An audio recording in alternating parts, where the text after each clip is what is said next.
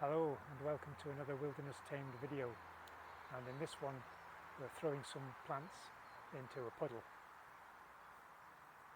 or more professionally we're planting up a pond.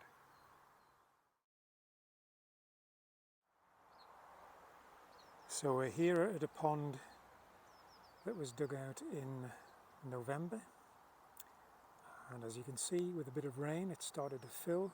So this is my second visit to plant up in here. There are already some lilies, some oxygenating plants, and a couple of other deep water emergents.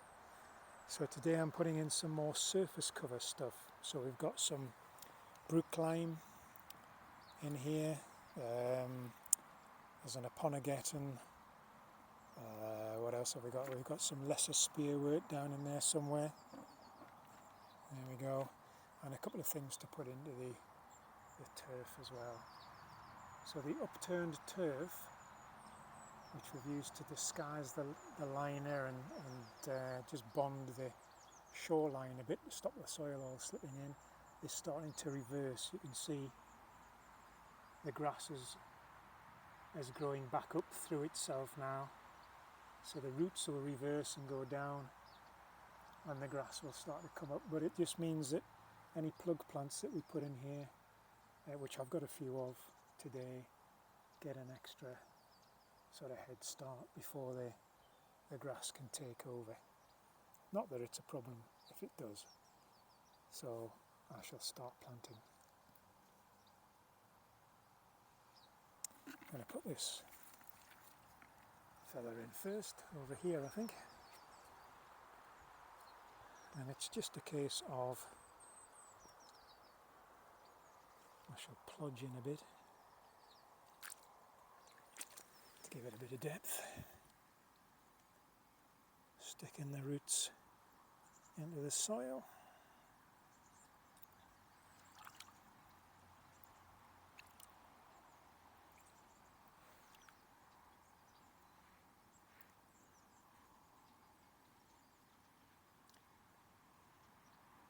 To get it anchored in. Don't know what that is. That's some of its roots. Oh, you've missed that. That wasn't very well held. Anyway, it's anchored in there now.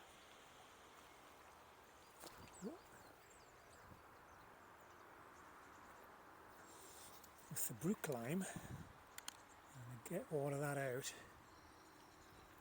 There's a few bits of it. It's just a case of taking a few strands and almost tucking them in under the turf, and that's enough to get them anchored in.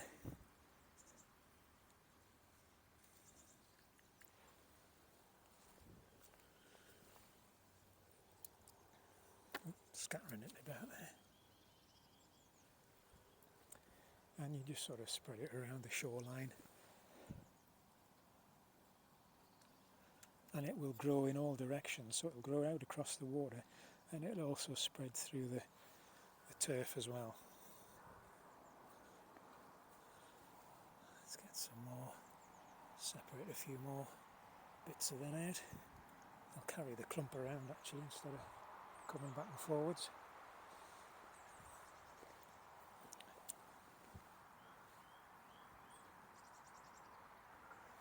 You can see at every segment, every node where there's been a leaf joint, it's sending out roots, so it's very, very quick to establish, which is great. Now the turf doesn't go all the way down here, but get another bit separated out. You can get rid of that brick. You can just sort of squish it into the mud, push that over. Ooh, don't want a bit of that in. And literally just press the roots in to the soil.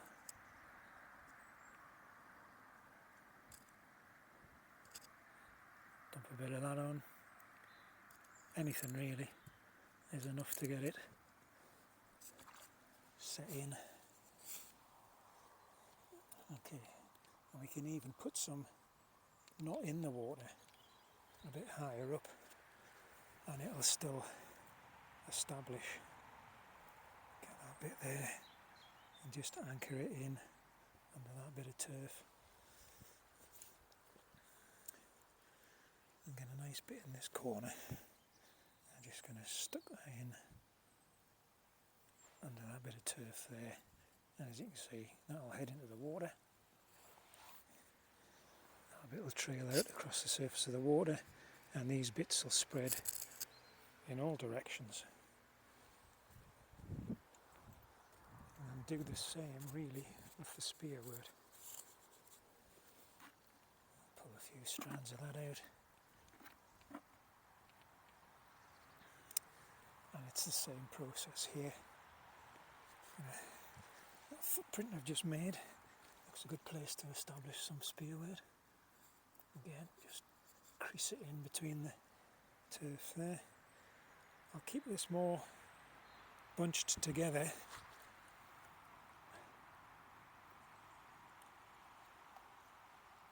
I'll not spread it all around the edge of the pond.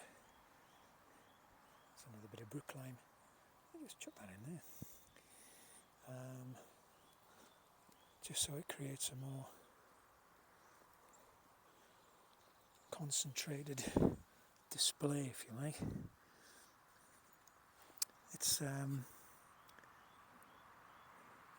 resembles buttercup, the lesser spearwort. It's commonly called the water buttercup. It's a ranunculus.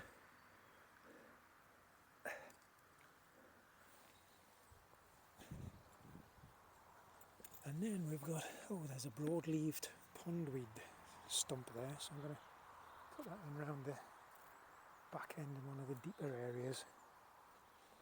See if I can get down here without falling in. This will grow from a decent depth. Again, just working it into the soil at the bottom of the pond there, and that will spread really well and cover the surface. And the last couple of things, a couple of plugs. Not much to look at the minute, but those two bald ones are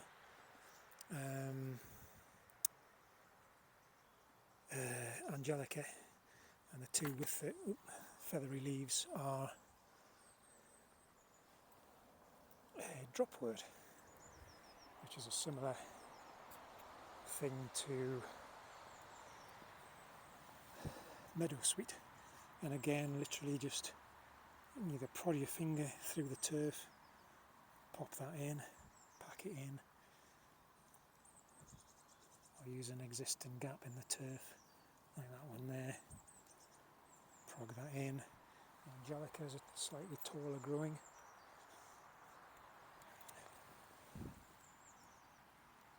Little finger hole, pack that in, and jobs are good. So there you go. Not much evidence that I've done anything, but you can see a few of the things there which will start to grow and spread as the water warms up. Well, yeah, the weather and the water. There's a bit of mold damage round about, not that matters too much. And this I'll come along with some seed and get a sort of a pond edge and wildflower mix to cover that up, and a little bit over there as well. Hope that's not being used as a dump in the ground. But yeah, it'd be nice to keep coming back and watch this mature and develop naturally, or fairly naturally, as the year progresses. So as I've mentioned in other videos, the whole point of doing this is you're accelerating the sort of variety of plants that are established in the pond by introducing stuff. Again, it's all native stuff, but you're allowing nature to fill the pond with water rather than sticking a hose in or filling it sort of in one go. As it gets a little bit of depth from each shower of rain, you come in and introduce some extra plants and watch it develop at a more natural pace.